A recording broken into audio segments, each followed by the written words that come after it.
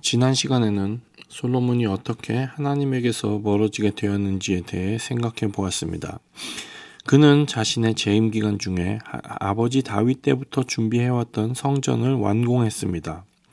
그는 또 하나님께서 주신 지혜를 가지고 정치, 경제, 외교, 문화, 과학에 이르는 모든 분야에서 두각을 나타냈고 이스라엘을 선진 강국으로 도약시켰습니다. 하지만 그는 자신과 결혼한 이방 여인들에게 이끌려 우상 숭배의 자리로 나아가게 되었고 결국 하나님으로부터 돌아서게 됩니다. 그는 왕이었기 때문에 이스라엘 나라 전체에 그 영향을 끼쳤다는 것이 참으로 심각하고 안타까운 것이었습니다. 솔로몬은 약 3,000개의 잠언을 지었다고 합니다. 잠언 4장 23절 말씀을 보겠습니다. 모든 지킬 만한 것 중에 더욱 내 마음을 지키라. 생명의 근원이 이에서 남이니라. 마음을 지킨다는 것은 악을 행하고 죄를 범하려는 유혹으로부터 마음을 지키는 것을 말합니다. 이렇게 마음을 지키는 것이 얼마나 중요한지를 본인도 잘 알았고 또 이렇게 잠언으로 백성들을 가르치기까지 했던 솔로몬 자신의 삶은 자신이 썼던 잠언의 가르침과 반대되는 모습이었습니다.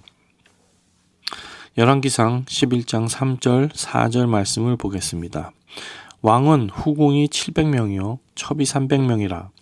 그의 여인들이 왕의 마음을 돌아서게 하였더라. 솔로몬의 나이가 많을 때에 그의 여인들이 그의 마음을 돌려 다른 신들을 따르게 하였으므로 왕의 마음이 그의 아버지 다윗의 마음과 같지 아니하여 그의 하나님 여호와 앞에 온전하지 못하였으니.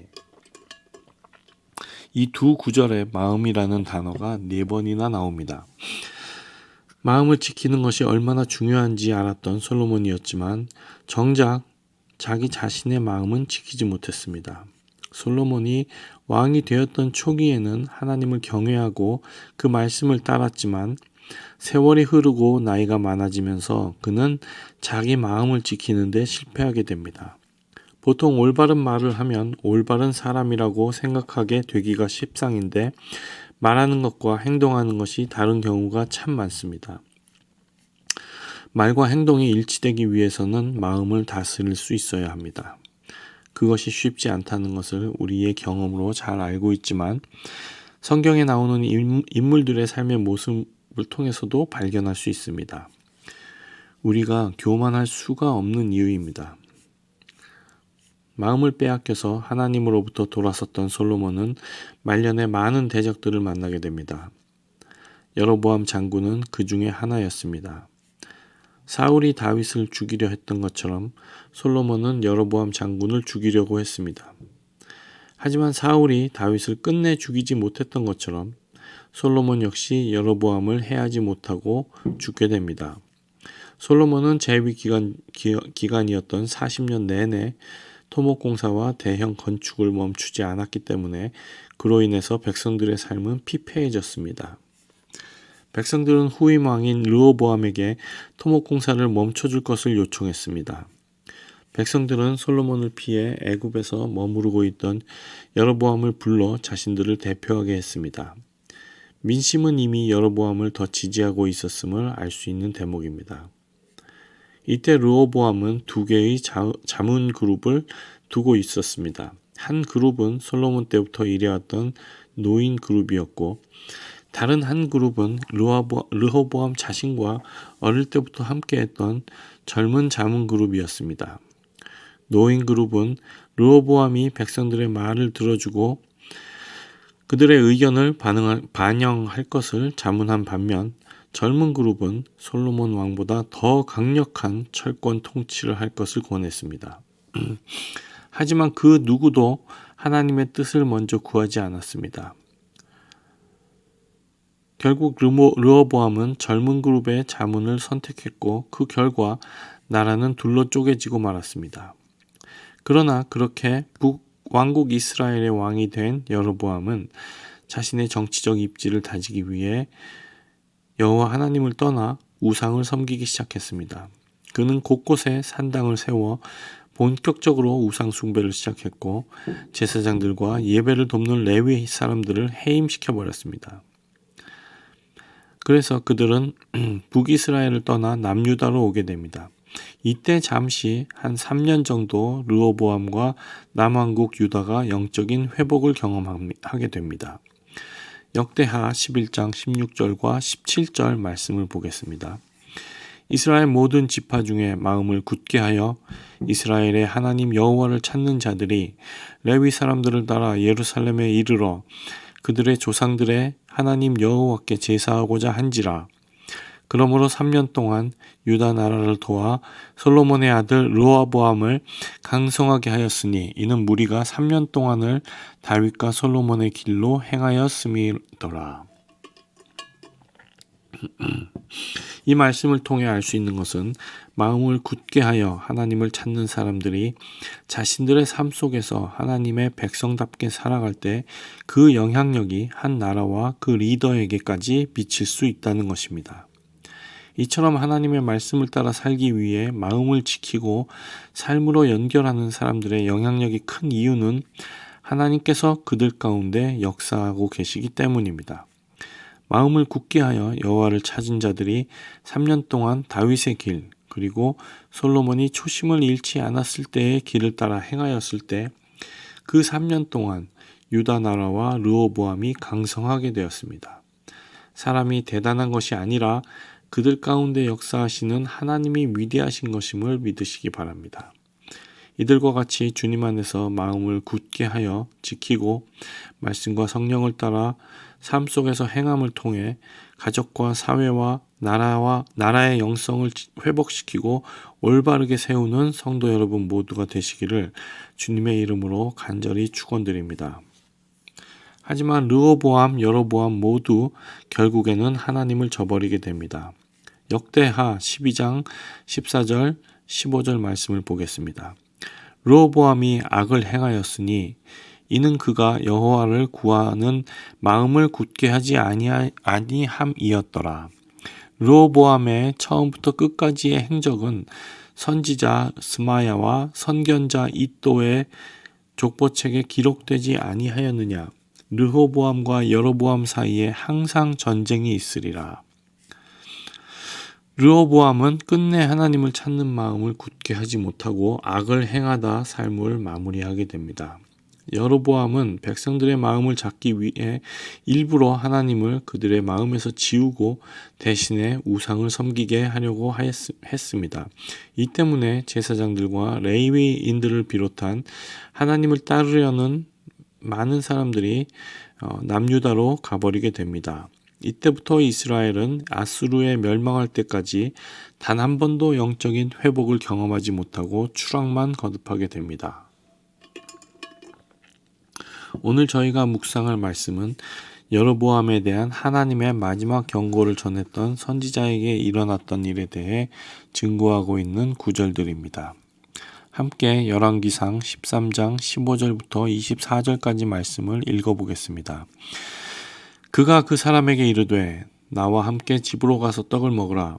대답하되 나는 그대와 함께 돌아가지도 못하겠고 그대와 함께 들어가지도 못하겠으며 내가 이곳에서 그대와 함께 떡도 먹지 아니하고 물도 마시지 아니하리니 이는 여호와의 말씀이 내게 이르시기를 내가 거기서 떡도 먹지 말고 물도 마시지 말며 또 내가 오던 길로 되돌아가지도 말라 하셨음이로라. 그가 그 사람에게 이르되 나도 그대와 같은 선지자라. 천사가 여호와의 말씀으로 내게 이르시기를 그를 내 집으로 데리고 돌아가서 그에게 떡을 먹이고 물을 마시게 하라 하였느니라 하니 이는 그 사람을 속임이라. 이에 그 사람이 그와 함께 돌아가서 그의 집에서 떡을 먹으며 물을 마시니라. 그들이 상 앞에 앉아 있을 때에 여호와의 말씀이 그 사람을 데려온 선지자에게 임하니 그가 유다에서부터 온 하나님의 사람을 향하여 외쳐 이르되 여호와의 말씀에 내가 여호와의 말씀을 어기며 네 하나님 여호와께서 내게 내리신 명령을 지키지 아니하고 돌아와서 여호와가 너더러 떡도 먹지 말고 물도 마시지 말라 하신 곳에서 떡을 먹고 물을 마셨으니 내 시체가 내 조상들의 묘실에 들어가지 못하리라 하셨느니라 하니라. 그리고 자기가 데리고 온 선지자가 떡을 먹고 물을 마신 후에 그를 위하여 나귀의 안장을 지우니라. 이에 그 사람이 가더니 사자가 길에서 그를 만나 물어 죽이매 그의 시체가 길에 버린 바 되니 나귀는 그 곁에 서 있고 사자도 그 시체 곁에 서 있더라. 북이스라엘 왕국의 왕위에 오른 여로보암은 남유다와의 경계 지역에 위치한 베델에 금송아지 2개를 만들고 백성들에게 그것들의 제사를 드리게 했습니다. 그것들이 애굽에서 이스라엘을 구원한 신들이라고 말하며 절기도 자기 마음대로 정하고 본인이 제사장 역할까지 하며 제단에 오르던 그때에 하나님께서 하나님의 사람을 보내서 하나님의 말씀을 전하게 하셨습니다. 하나님의 사람은 훗날 여호와 하나님께서 남유다에 요시야라는 왕을 세우시고 산당들을 부숴버리게 하실 것이라는 예언의 말씀을 선포했습니다. 여로보암은 그를 해치려고 했지만 오히려 그 순간 자신의 팔이 오그라드는 하나님의 재앙이 내리게 되고 도리어 자신이 해치려고 했던 하나님의 사람의 도움으로 회복되게 됩니다. 여로보암은 그 대가로 그를 대접하려 했지만 선지자는 단호하게 거절합니다.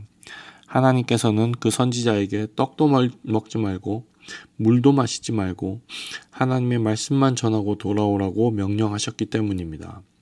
하나님께서는 그에게 갔던 길로 되돌아오지도 말라고 하셨습니다.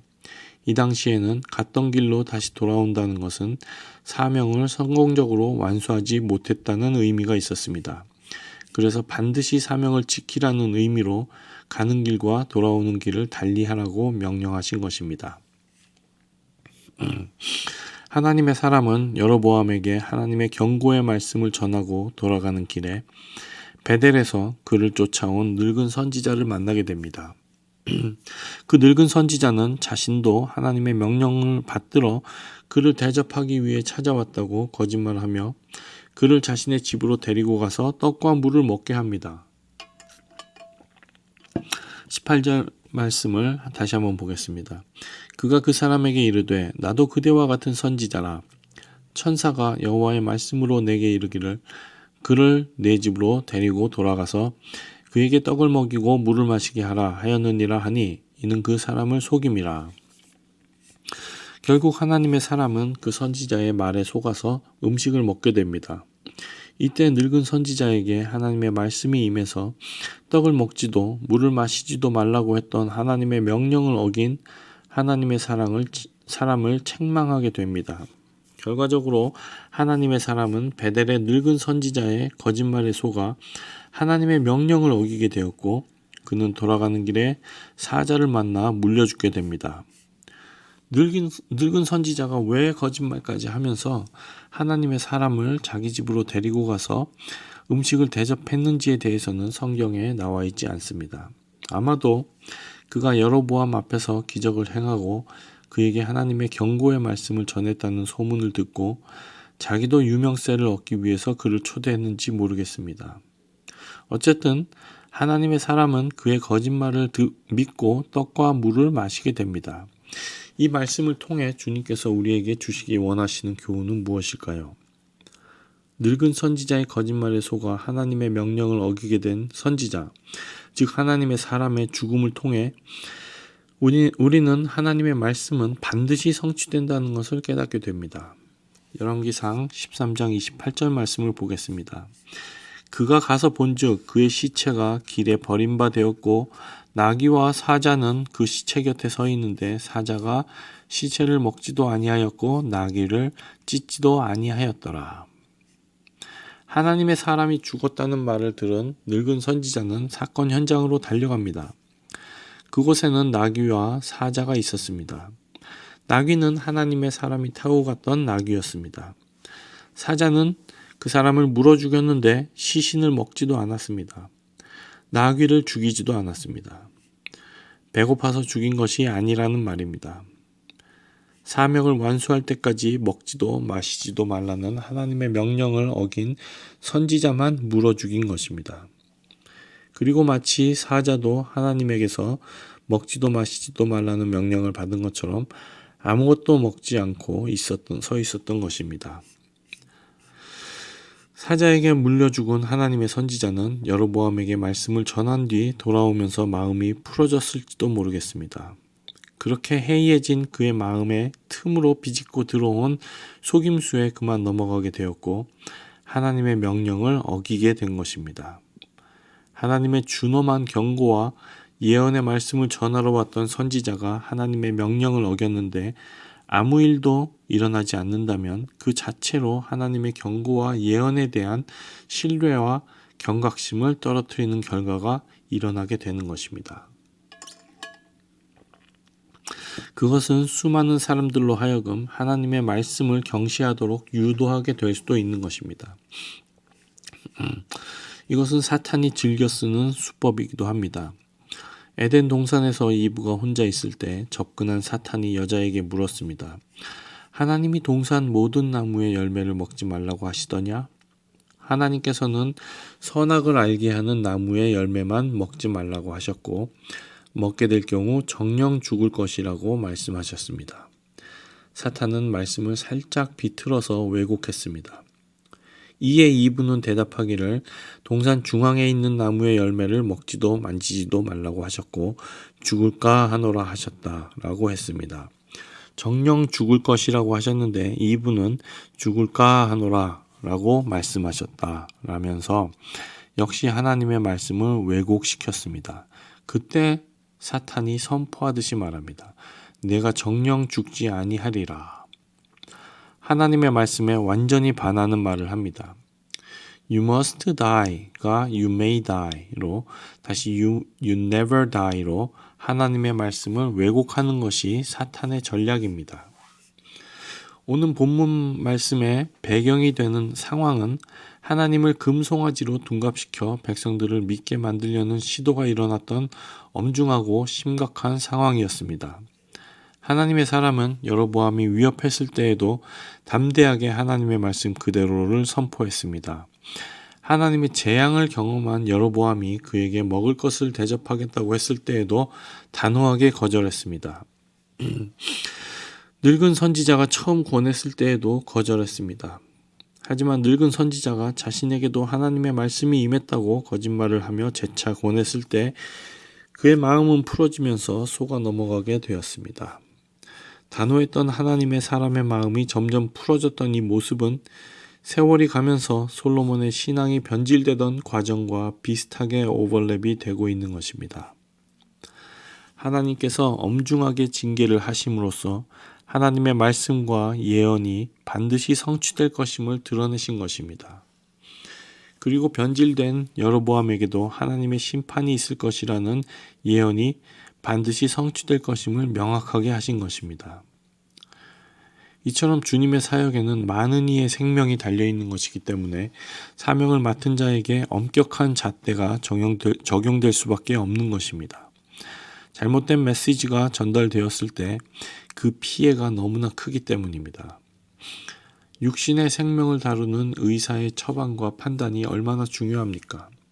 하물며 크리스찬들에게 맡겨진 영혼의 영원한 생명과 관계된 사명의 무게가 얼마나 무거운 것인지는 세상 말할 필요가 없는 것입니다. 사랑하는 성도 여러분, 우리 크리스찬들은 모두 그리스도의 대사입니다. 그리고 여러분은 아직 하나님을 모르는 세상 사람들을 하나님과 연결해주고 그들을 중보해야 되는 사명을 가진 왕 같은 제사장, 로열 프리스트훗입니다. 주님께서 우리에게 영혼의 생명과 관계된 막중한 사명을 맡기셨다는 사실을 잊지 마시기 바랍니다. 하나님께서 주신 사명에는 중요하지 않은 것이 없습니다. 다윗은 아무도 보지 않는 들판에서 양을 돌보는 목동리를 할 때 그것을 하나님께서 맡기신 일이라 여기고 생명을 걸고 양들을 지키고 돌보았습니다. 아무도 보지 않았지만 주님께서는 그의 모습을 또 그의 하나님을 향한 마음을 보고 계셨습니다. 그리고 사무엘을 보내서 다윗을 이스라엘의 왕으로 기름 붓게 하셨습니다. 마음을 굳게 하여서 맡기신 사명을 끝까지 변질되지 않고 잘 감당하셔서 충성된 종이라 칭찬받고 영혼을 살리는 일에 귀하게 쓰임받게 되는 성도 여러분 모두가 되시기를 주님의 이름으로 축원드립니다. 늙은 선지자는 자신의 거짓말로 인해 하나님의 사람을 죽게 하였음에 슬피 울며 애통해야 합니다. 그는 죽은 선지자의 시신을 수습해서 자기 소유의 묘소에 그를 장사하고 자신이 죽으면 자신의 뼈를 그의 뼈와 함께 매장할 것을 유언으로 남깁니다. 하나님께서는 그 늙은 선지자의 입을 통해서도 말씀하셨습니다. 오늘 본문 20절 말씀을 다시 한번 보겠습니다. 그들이 상 앞에 앉아 있을 때에 여호와의 말씀이 그 사람을 데려온 선지자에게 임하니 그는 죽은 선지자를 장사 지낸 뒤 그를 통해 선포된 하나님의 예언의 말씀이 반드시 이루어질 것임을 재차 선포하게 됩니다. 본문의 늙은 선지자의 이 늙은이라는 단어는 닳고 닳았다는 의미가 있습니다. 베델의 늙은 선지자라는 말은 닳고 닳아서 이미 변질되어 버린 선지자라는 것을 의미하는 표현입니다. 그런데 그는 하나님의 사람의 말씀 선포와 또 그의 죽음을 통해 하나님의 말씀은 변질되지 않고 반드시 이루어진다는 것을 새삼 깨닫게 되었고 그로 인해 회복되는 모습을 보이게 됩니다. 실제로 하나님께서 자신의 입술을 통해 하나님의 사람에게 죽을 것이라 경고하셨고 그대로 이루어지는 것을 보면서 선지자로서 다시금 자신이 쓰임받게 되었음도 알게 되었습니다. 사실 속아 넘어간 것 때문에 죽게 되었다면 속인 사람은 더 큰 징계를 받아야 하는 것이 공평하지 않겠습니까? 하지만 하나님께서는 하나님의 사람만 죽게 하십니다. 사건의 원인을 제공했던 늙은 선지자는 오히려 오랜만에 다시 선지자로 쓰임까지 받게 됩니다. 이 부분에서 우리는 하나님의 일하심을 이해하기가 쉽지 않습니다. 하지만 확실한 것은 하나님의 사람의 죽음을 통해 변질되었던 늙은 선지자가 회복되었다는 사실입니다. 하나님의 사람에게는 하나님의 처사가 가혹하게 느껴질 수 있는 대목이지만 반대로 늙은 선지자에게는 잘못된 길에서 회복될 기회를 얻게 된 것으로 볼 수 있는 것입니다. 결과적으로 하나님의 사람은 살아서도 쓰임을 받았지만 자신의 죽음을 통해서도 쓰임을 받게 된 것입니다. 이처럼 죽음으로써 하나님께 더 크게 쓰임 받았던 많은 순교자들이 있습니다. 그들은 살아서도 충성되게 주님의 사역을 섬겼지만 죽어서도 쓰임받는 사람들입니다. 히브리서 기자는 이런 사람들을 세상이 감당하지 못하는 자들이라고 말합니다. 우리 주님이신 예수 그리스도야말로 죽으심으로 더 크게 역사하신 분이십니다. 예수님께서는 십자가에서 죽으심을 통해 하나님의 공의와 하나님의 사랑을 동시에 성취하신 분이십니다.